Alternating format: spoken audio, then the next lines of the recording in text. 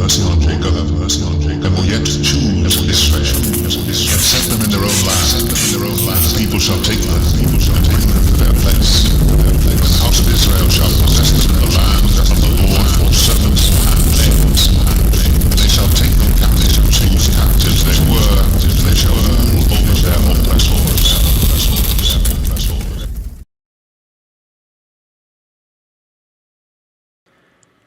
The Sun article on this. Okay, we're going to take a look at it here together. Just give me a second to line it up. Stone cold case. Secret stash of 800 stone figures covered in mystery language could be clue to a lost Caribbean civilization. Now, notice even here in the Sun, what does it say? It says it's a mystery language. Hebrew Israelites of the One West variety would have you believe that it's Hebrew. Now, I'm going to ask you a question. Number one, were faithful Hebrews supposed to be making figurines in relationship to religious worship in the first place? And I think you know the answer. It's no, because it kind of looks like an idol once you get into that, right? That's the first thing to consider. Now, I know what they'll say, but we'll get into that. Secondly, if there's writing on here, all right, and you're going to tell me what it is, and you're going to say it's Hebrew, guess what has to be able to be done? The Hebrew has to be translated. And I'm going to tell you something. There's 800 stones in this collection we're going to look at. 800. That's plenty to translate. Why hasn't anyone translated them? Why hasn't anyone translated them? It's a very obvious pattern. The obvious pattern was that discoveries of antiquities conflicted with the thinking of European immigrants, that Native Americans and their ancient ancestors were mere savages. The doctrine of manifest destiny allowed the United States government to classify the Native Americans as savages by their terminology. And by calling them savages, that would allow them to push them aside and basically claim their lands as America expanded in a westward direction. 19th century Americans would have found it more than inconvenient. Politically, it would have been impossible for them to have taken lands away from Indians, from any indigenous peoples, if they viewed them as having rights even close to what they had as American citizens. Protestant priests, Catholic fathers, Jewish rabbis were seeing these possible links between the Native Americans and ancient Israel. These links included written records that had possible tie-ins to the ancient world. There were certainly religious beliefs, thinking that the Native Americans may have been descendants of some Hebraic, Jewish, Israelite travelers to the Americas at different times. So to see an artifact like that, or the context in which they would place an artifact like that, would be, especially something found in association with the mounds, would be, oh, that shows to us the presence of these people at that time here in the Americas. The idea that ancient inhabitants knew of and used Middle Eastern Hebrew symbols undermined the notion that Native Americans were isolated savages. Believed that the Native Americans had no written record prior to Christopher Columbus. This would make it prehistory, but nothing could be further from the truth. In fact, Powell's vision of 19th century evolution was that Native Americans had evolved in North America for millions of years to a state less advanced than that of European immigrants. Robbing Native Americans of their history before Columbus may have served two purposes. First, justifying manifest destiny and the displacement of Native Americans. And second, dismissing of popular religious ideas that ancient Native Americans may have had Middle Eastern origins, and thus rights equal to those of European immigrants.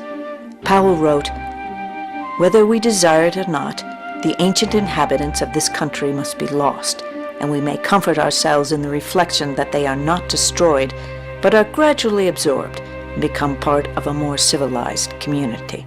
And it's pages 73 through 86 of the 1879 and 1880 book that was published in the Smithsonian.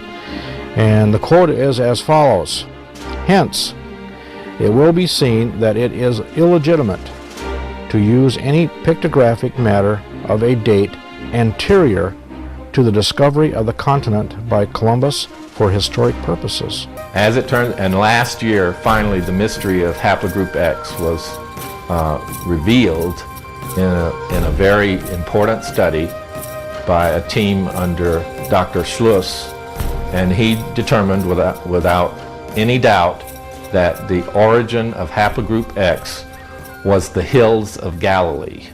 I want to give all the praises and the honor to Yahweh Bahashem, Yahweh Shai Bahashem, Recha Ha Kodash, and double honors to the elder apostles and bishops of Great Millstone. Honors as well to you other elders scattered abroad, you brethren, you fellow believers of this faith, even you few sisters and you supporters of the truth. Shalom as well. Shalom to the hopeful elect. Shalom to the elect. I want to touch on this video that is actually a response of the elder Apostle Tahar, Apostle Tahar's channel, Elders in Transit 3. The video is titled, They Came to the Americas, okay, long before Columbus. Now, this is actually a response that he did off of Vocab Malone, right, the street apologist, Hebrew in Puerto Rico. So, this is just going to be a recurring event, you know, a recurring situation with Vocab Malone, who's coming against the one Westers, as he say, and making doctrines up as he go along.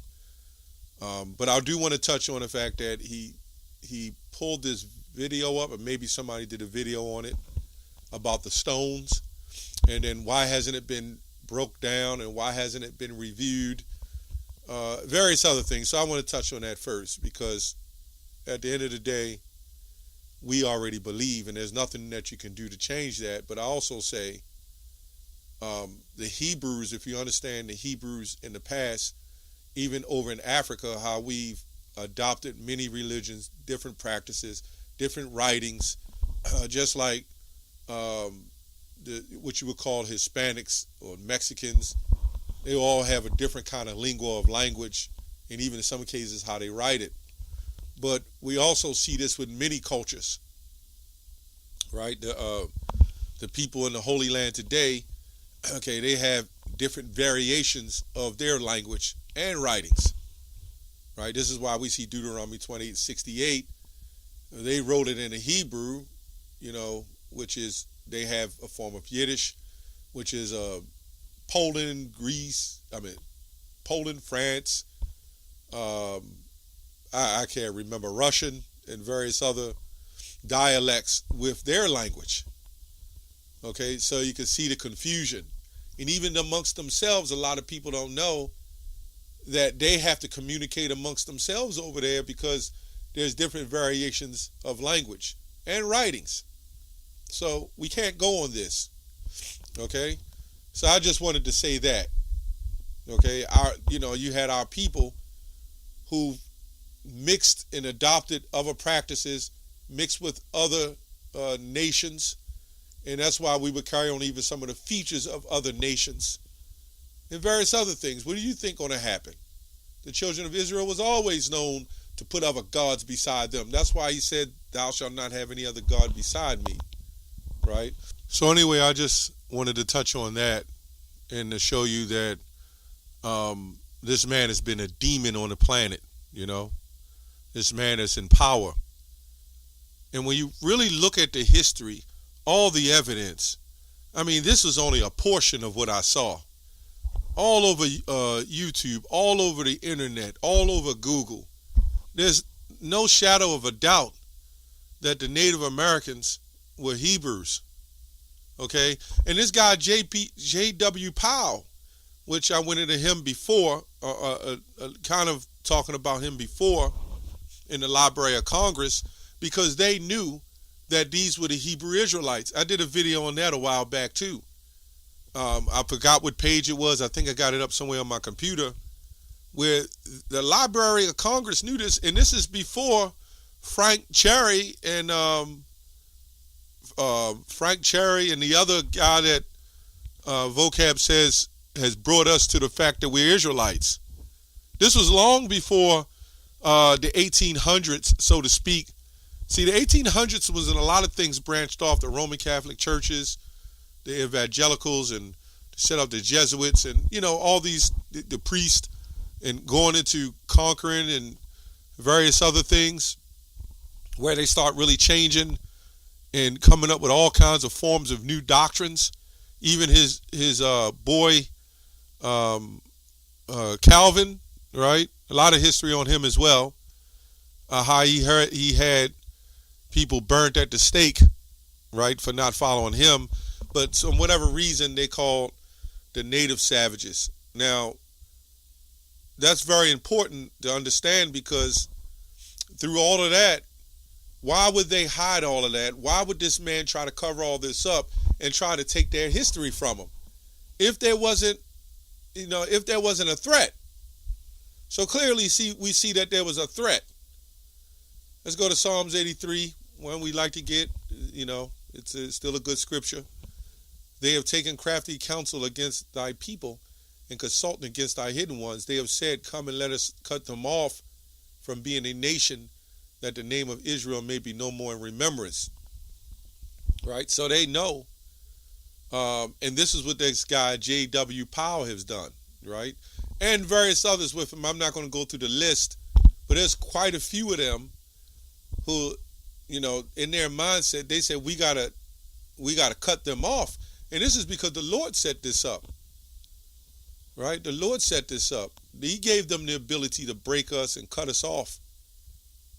Okay? So when you go to Deuteronomy 28:64, it says, and the Lord shall scatter thee among all people, from one end of the earth even unto the other, and there thou shalt serve other gods, with an S, okay, which neither thy fathers have known, wood and stone.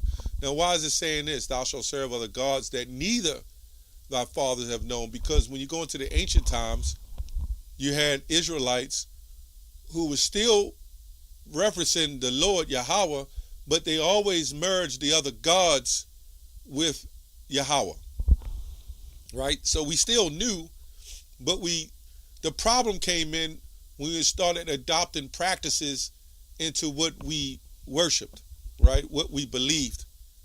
That's why the Most High said, I am the Lord your God, thou shalt have no other God beside me.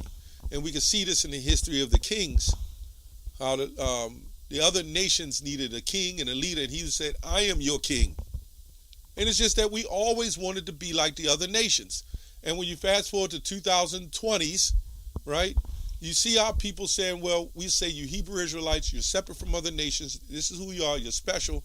You'll still see our people try to merge themselves with other gods, right? Wood and stone. Now, this brings me to the artifacts that was brought up, right? In case vocab doesn't understand.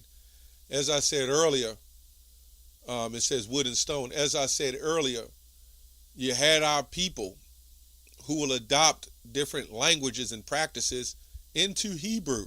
You can look this up, right? And merge it. When you look at the languages today, it's all watered down. Okay? You have various forms of Hebrew today, all watered down. So that's nothing new. 868, it says stone, wood and stone. It says, there's so many definitions on this. Stones containing metal, it says sacred object or memorial. Samuel set up to mark where Yahweh helped Israel to defeat the Philistines. So we see right there, right, that we would have been practicing doing certain things, when we was, as Israelites, we would do certain things with stones or whatever else.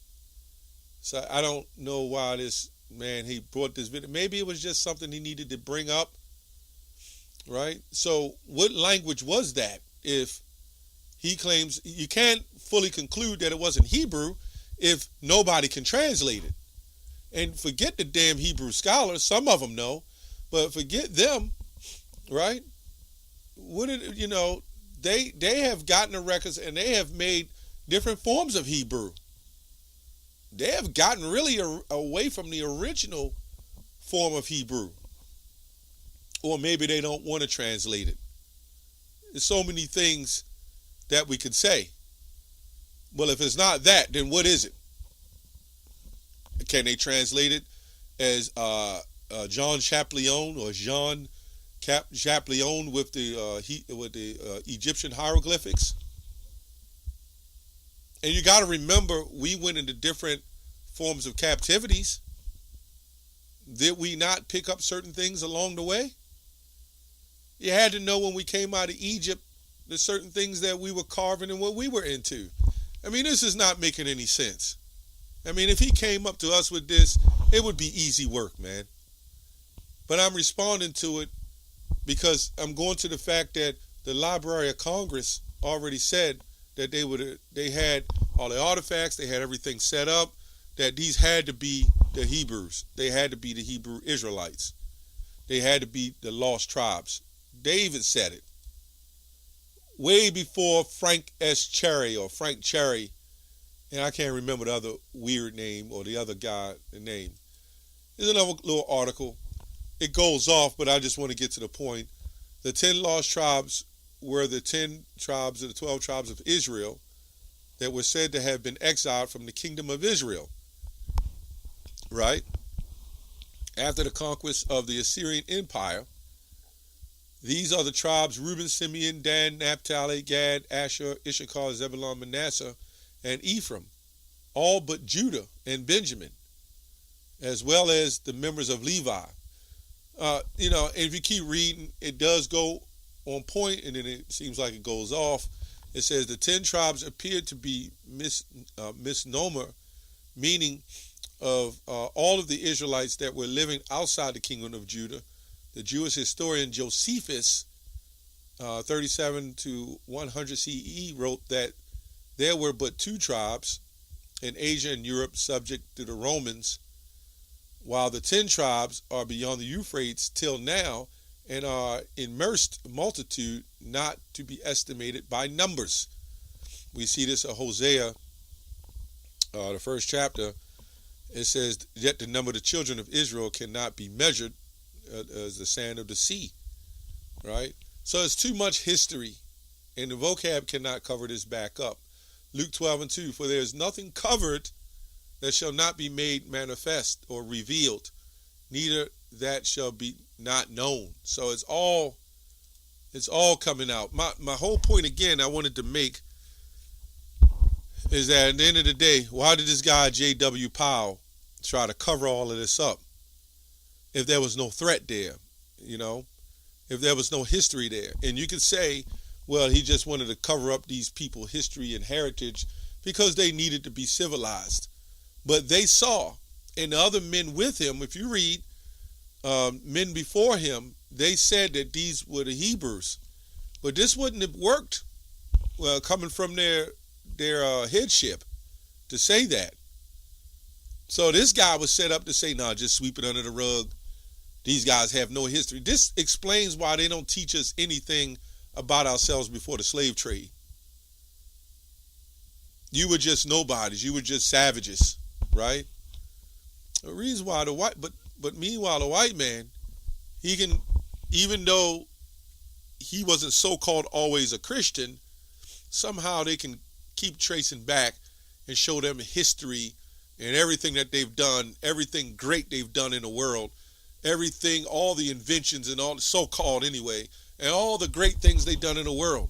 So this tells you there's an issue, because if they really have to go back and show what we've done, then they understand we will link it with our heritage, right? That's why they don't want to give us the writings. That's why they want to say we were nothing but Egyptians and Canaanites. That's why they do that.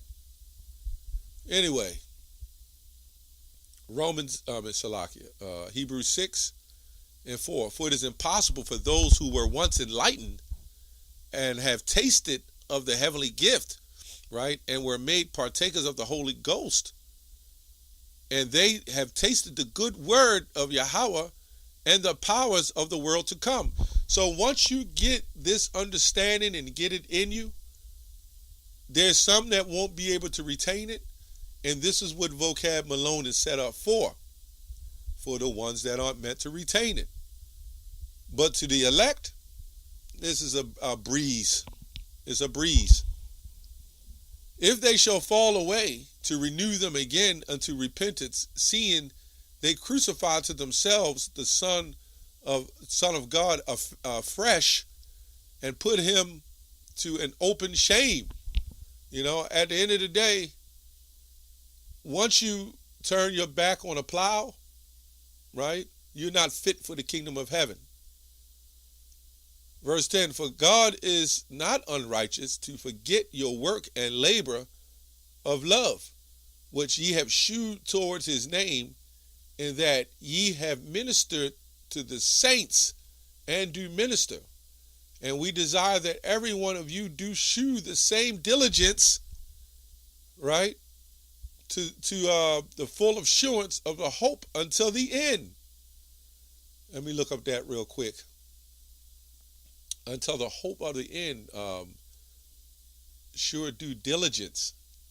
So, you know, the elect is not going to falter. They understand, right? The elect will understand, and they will continue down that path.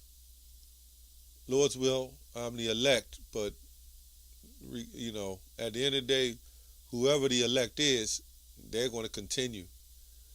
It says, diligence, G4710, it says haste, earnest diligence, accomplishing. This is why Yahushua said, be ye perfect as your Father is in heaven. That is actually going into completion. This all goes hand in hand with diligence. To give diligence, interest oneself earnestly, accomplishing, striving, you know, after anything, to be diligent, to continue. So when we see these videos and Vocab come up here and talking about the stones, and it doesn't show any Hebrew, and they get Dr. James White or that man, I forgot that old white man, I forgot his name, when they put him up there, oh, that Dr. Brown, that guy. When they put him up there and he says all these things, and then here you go, right? There was many different people in those lands. So, hey, it's whatever it is, man. We're just saying that those people in the majority that settled in that land were Hebrew Israelites, and it's too much proof to prove that, and you can no longer cover it up. Anyway, that's all I have on that. Shalom.